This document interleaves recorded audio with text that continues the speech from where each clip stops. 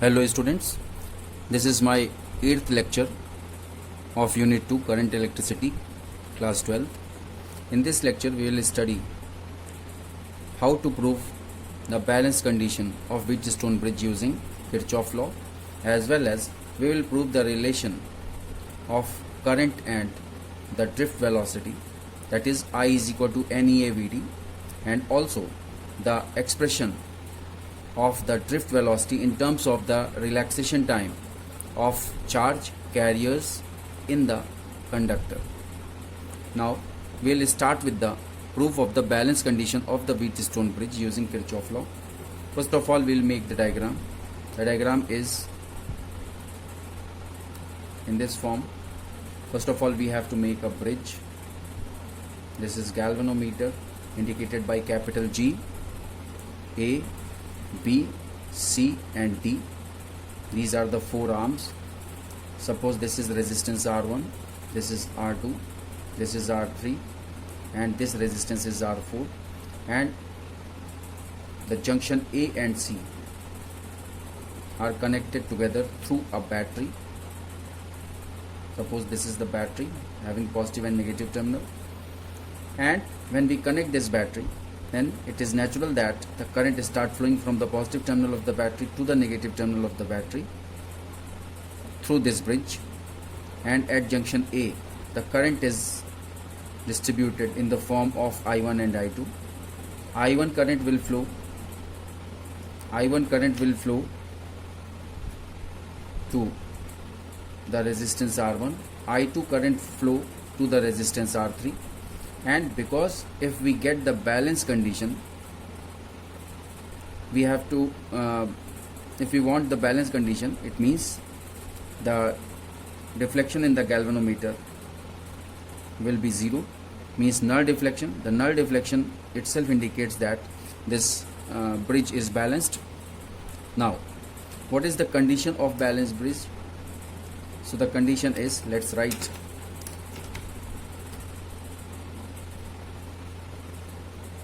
condition for balance of bridge: when galvanometer shows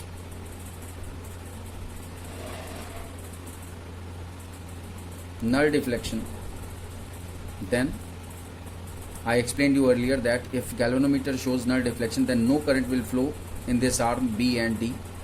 Then no current flows through arm BD. Then the current I1 flowing through R1 will flow through R2.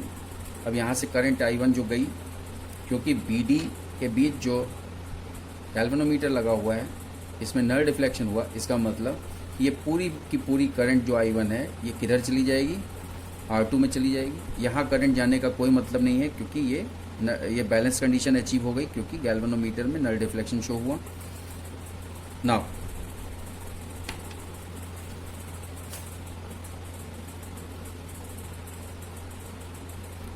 अब क्या है, केवल इधर ही नहीं, इधर भी ऐसा होगा कि जो I2 है ये R3 में गया और यही I2 R4 में भी जाएगा और D से B तक कोई करंट नहीं जाएगी.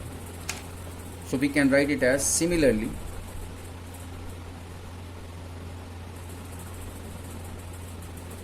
The current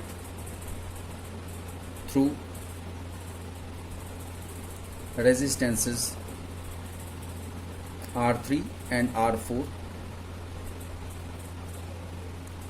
will also be same, that is I2. हमने करंट कौन सी मानी, I2 मानी. So applying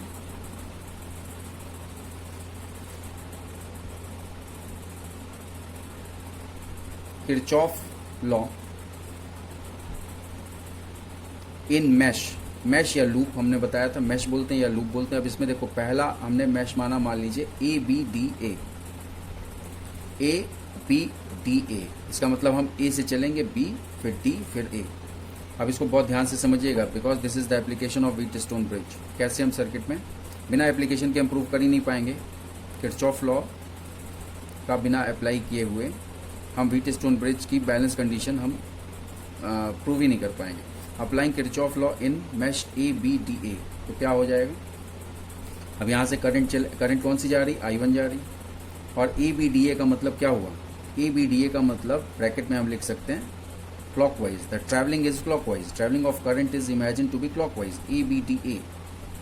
ओके, तो यहाँ पे क्या हो जाएगा, I1 करंट है इंटू R1,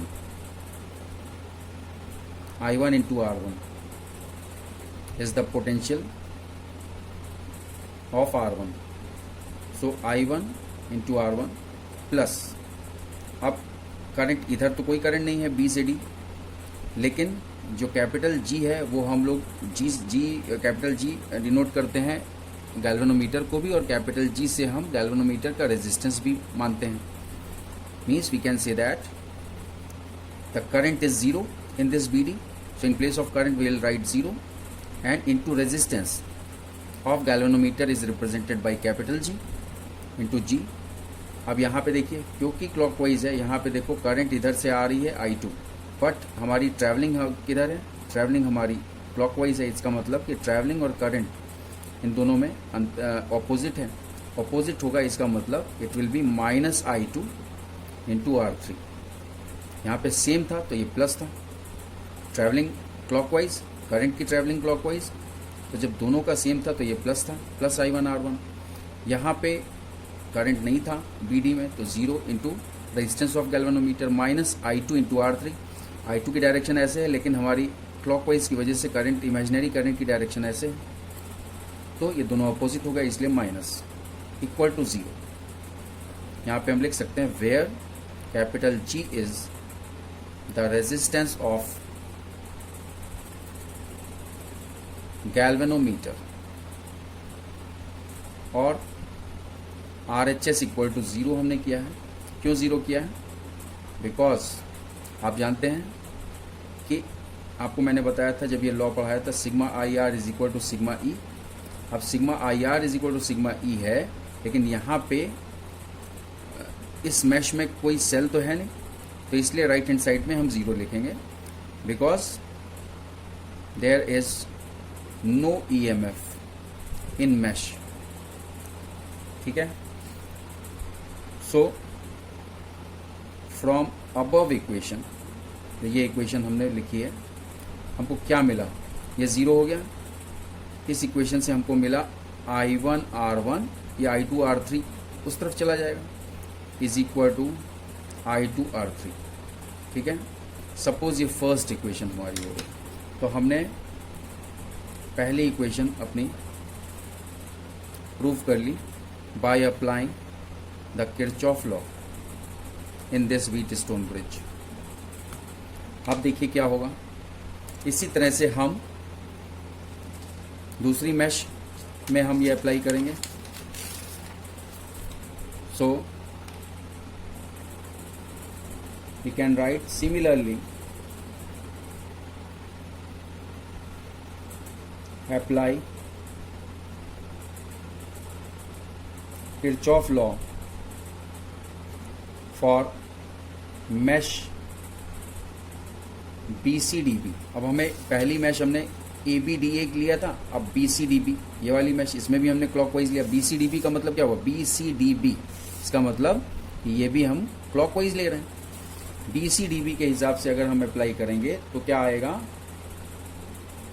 I1 R2 क्यों आएगा, ये करंट BC में जो आ रही है वो I1 है, ट्रैवलिंग की डायरेक्शन भी क्लॉकवाइज है, तो ट्रैवलिंग और करंट, ओरिजिनल करंट की डायरेक्शन दोनों सेम है, इसका मतलब it will be plus I1 I2 minus I2 R4 minus I2 R4 क्यों होगा, ट्रैवलिंग की डायरेक्शन ऐसे है, करंट की डायरेक्शन I2 इस तरफ है फ्रॉम D to C, ये ट्रैवलिंग के जस्ट अपोजिट है, ट्रैवलिंग क्लॉकवाइज है, और ये D to C current I2 है, ये उसके अपोजिट है, तो क्या होगा, इसीलिए यहाँ पे हम माइनस साइन का यूज़ करते हैं. माइनस, सेम थिंग यहाँ पे zero is the current and G is the resistance of galvanometer and equal to zero का रीज़न मैं पहले ही बता चुका हूँ कि इस मैश में भी, जैसे इस मैश में कोई EMF नहीं था, कोई सेल नहीं था, इसी तरह इस मैश में भी कोई सेल नहीं है, इसलिए sigma E equal to zero right hand side में हो जाएगा. That's why it is taken as zero. अब हम इसको देखते हैं तो ये क्या आ जाएगा, I1R2 is equal to I2R4. Suppose this is second equation. तो हमारी first equation I1R1 is equal to I2R3 I थी और second equation I1R2 is equal to I2R4 I. तो आप क्या करते हैं, डिवाइड इक्वेशन 1 बाई 2. तो इक्वेशन 1 हमारी क्या थी, I1R1 is equal to I2R3, ये हमारी इक्वेशन 1 थी. और दूसरी इक्वेशन क्या आई, I1R2 is equal to I2R4, ये सेकेंड इक्वेशन आई. अब इसको इससे डिवाइड करेंगे तो क्या आ जाएगा, I1R1 upon I1R2 is equal to I2R3 upon I2R4. ये I2 cancel, I1 cancel. So finally what we'll get the condition of balanced Wheatstone bridge, that is R1 upon R2 is equal to R3 upon R4, and this condition has been proved by using the Kirchhoff law. Now we will discuss about the relation between the current flowing in the circuit with the drift velocity. So how we can prove that? We can prove by drawing a diagram. Suppose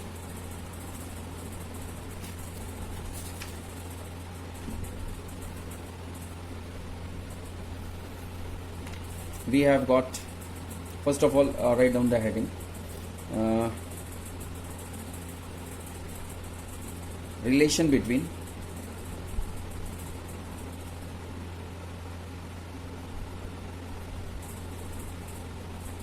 drift velocity, current flowing, area of cross section of conductor,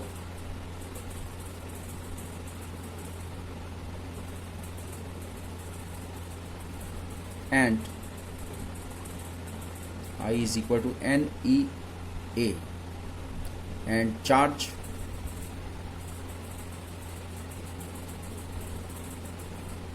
flowing. ये ऐसे भी आ सकता है या आपसे ऐसा पूछा जा सकता है, to prove the relation I is equal to NEAVD.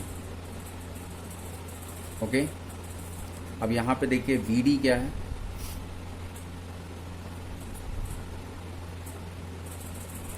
VD in formula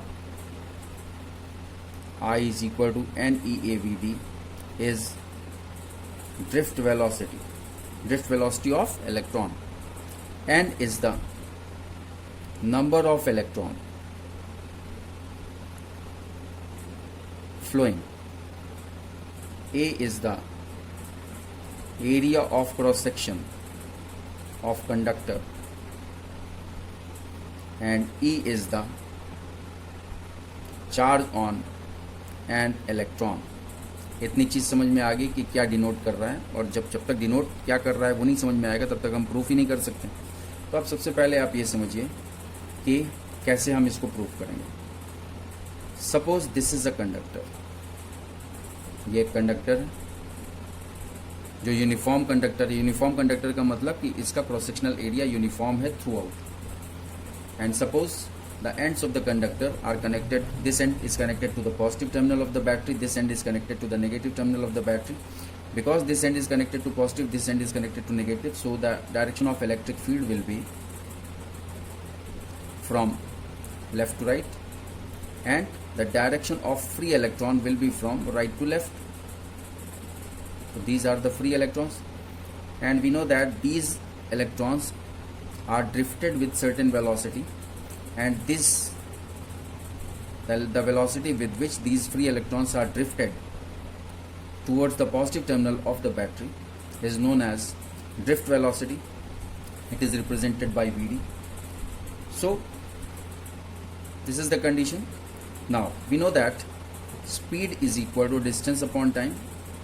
We will use this formula, and before using this formula, let us imagine that the length of this conductor is Vd. ये केवल proof करने के लिए, actually Vd is the drift velocity, लेकिन proof करने के लिए हम Vd को लेंथ ऑफ कंडक्टर मानते हैं. Suppose the length of conductor is Vd. सो अब ऐसा इलेक्ट्रॉन इमेजिन कीजिए जो कि बिल्कुल एक्सट्रीम राइट हैंड साइड पे है, क्रॉस सेक्शनल एरिया के राइट हैंड साइड पे, और वो जैसे ही बैटरी लगाई गई तुरंत ये यहाँ से ड्रिफ्ट करना स्टार्ट किया. तो जब तक ये इलेक्ट्रॉन यहाँ से यहाँ तक आएगा तो वो जो लेंथ है, that length is the length of conductor and that length is Vd, and we can say that is the actual distance covered. So suppose the speed is denoted by Vd is equal to, अब यहाँ पे हमने distance क्यों माना या length of conductor हम क्यों मान रहे हैं, लेंथ ऑफ कंडक्टर या डिस्टेंस आप कह सकते हैं. ये इसका बेसिक रीजन क्या है, speed is equal to distance upon time. Electron यहाँ से ड्रिफ्ट हुआ with drift velocity Vd and distance we don't know. And suppose 1 second में ये इलेक्ट्रॉन किधर पहुंचा, 1 सेकेंड में किसी डिस्टेंस, 1 सेकेंड में यहाँ से यहाँ तक आया, राइट से लेफ्ट आ गया 1 सेकेंड में. It is just imagination, physics पूरा इमेजिनेशन है. इस एंड से, राइट हैंड साइड एंड से लेफ्ट हैंड साइड एंड की तरफ एक इलेक्ट्रॉन Vd स्पीड से, मतलब ड्रिफ्ट वेलोसिटी से यहाँ तक आया. डिस्टेंस हमको नहीं मालूम कि कितना है, यहाँ से यहाँ तक आया. तो डिस्टेंस जो होगा, और यहाँ से यहाँ तक 1 सेकेंड में आया, तो हमने टाइम की जगह 1 सेकेंड लिखा. तो इसका मतलब जो डिस्टेंस इसने कवर की वो Vd के बराबर हुआ कि नहीं हुआ. तो इसीलिए यहाँ पे Vd को distance covered by that free electron या लेंथ ऑफ कंडक्टर की तरह हम बोल रहे हैं फॉर द प्रूफ. तो अब देखिए क्या होगा, इतनी चीज समझ में आ गई होगी. नाउ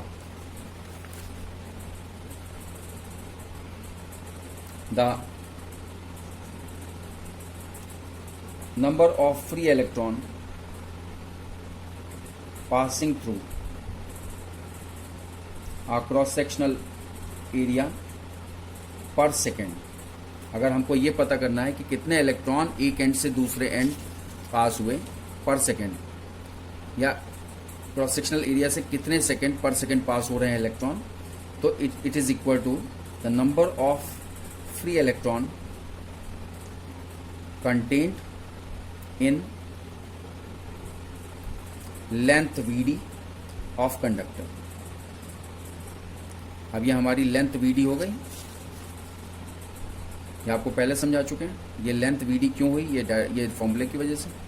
तो अब देखिए, number of free electron contained in the length Vd of the conductor, इतने ही इलेक्ट्रॉन पास होंगे पर सेकेंड.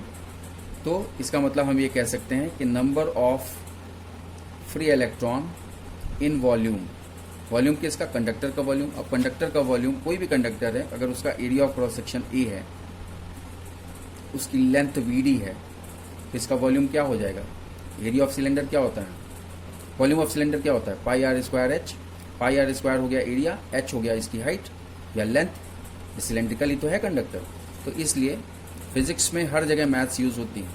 तो क्या हो जाएगा, वॉल्यूम इसका क्या हो जाएगा, AVD means area of cross section multiplied by the length of the conductor, and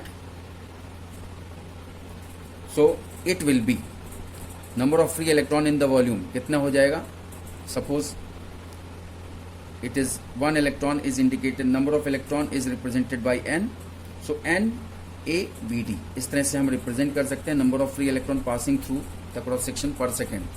इसमें n को मतलब वॉल्यूम में हम n को मल्टीप्लाई कर देंगे तो number of electron passing through a cross section per second आ जाएगा.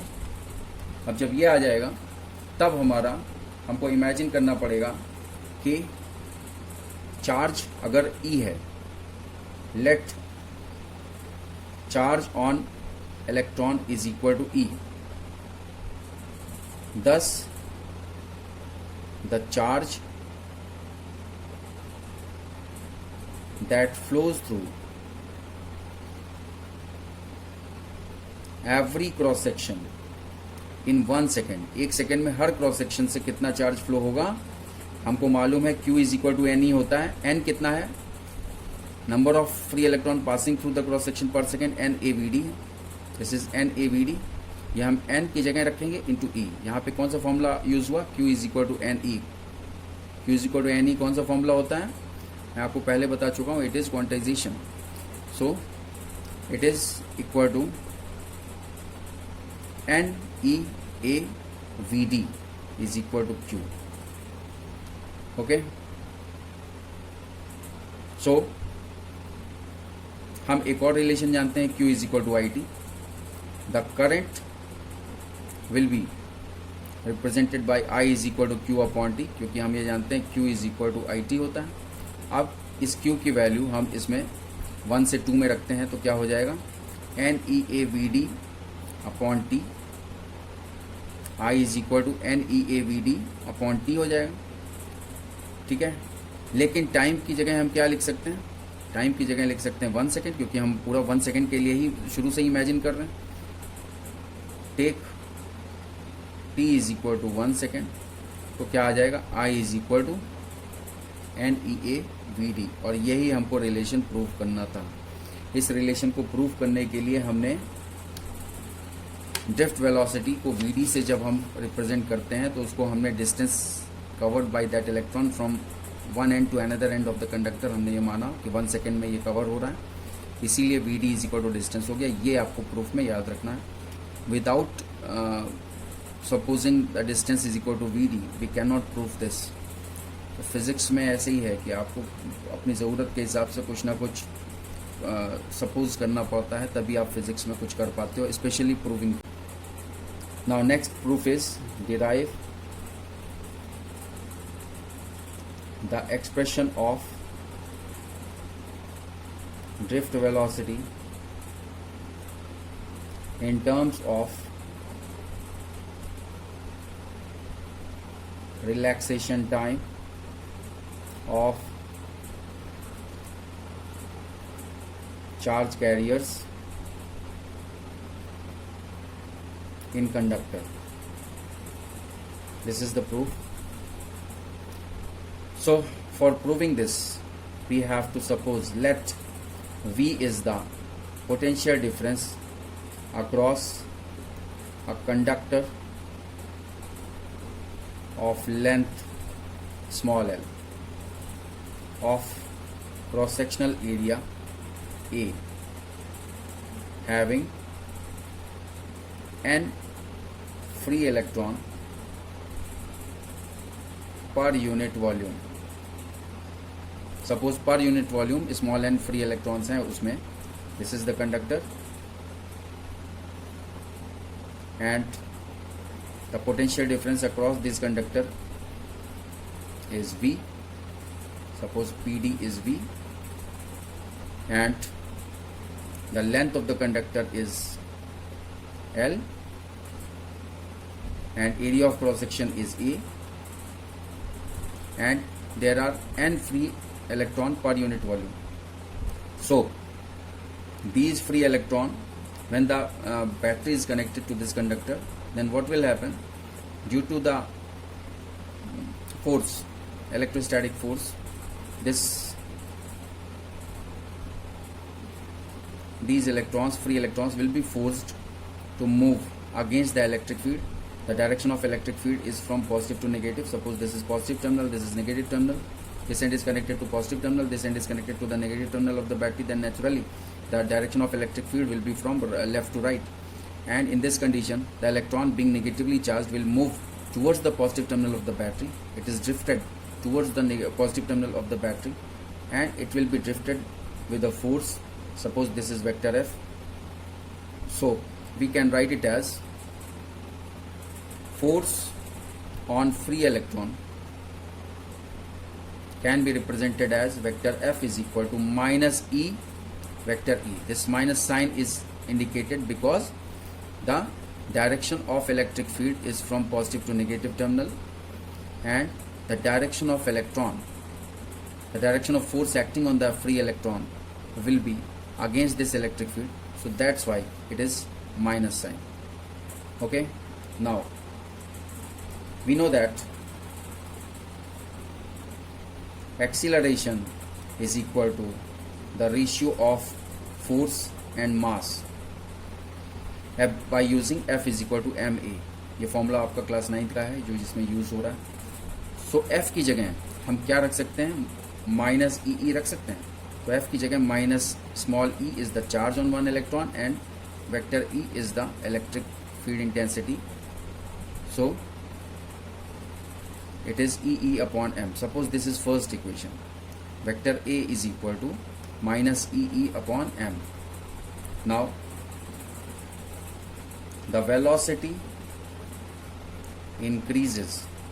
जैसे ही पोटेंशियल लगाया गया, अप्लाई किया गया इस कंडक्टर के क्रॉस, तो उस इलेक्ट्रॉन की वेलोसिटी पहले जीरो पे था, मीन्स हम इनिशियल वेलोसिटी उसकी जीरो मान ले रहे हैं. The velocity increases from zero to v d. Zero to v d velocity हो गई. V d is the drift velocity. और कितना टाइम में, इन रिलैक्सेशन टाइम, उसमें कि रिलैक्सेशन टाइम को हम टाउ से रिप्रेजेंट करते हैं. This is tau. तो अब क्या हो गया, हमको टाइम पता है, एक्सीलरेशन पता है, इनिशियल वेलोसिटी पता है, फाइनल वेलोसिटी पता है. तो अब ये चार चीज जब हमको पता है तो फर्स्ट इक्वेशन ऑफ मोशन को हम यूज करेंगे. Using first equation of motion, तो क्या हो जाएगा, फर्स्ट इक्वेशन ऑफ मोशन क्या है, v is equal to u plus a t होता है. अब v is the final velocity. अब जब इलेक्ट्रॉन ड्रिफ्ट कर गया from zero velocity to v d, तो फाइनल वेलोसिटी क्या हो गई, वी डी हो गई. तो in place of v we can write v d is equal to, initial velocity zero होगी क्योंकि ये माना जा रहा है कि जीरो वेलोसिटी से ड्रिफ्ट हुआ electron. So it is zero. In place of u it will be 0. In place of a we can write, पहले ऐसे ही लिख लो, vector a, and in place of t we can write the relaxation time which is represented by tau. Relaxation time which is represented by tau. Suppose we can get finally vector a tau. Tau is a scalar quantity because time is not a vector quantity, so there will be no arrow above this tau. And now suppose this is equation number 2. Put 1 into 1 हमारा क्या था, minus ई upon M. इसको 2 में रखना है तो क्या हो जाएगा, v d is equal to minus e upon m into tau, and here negative sign indicates that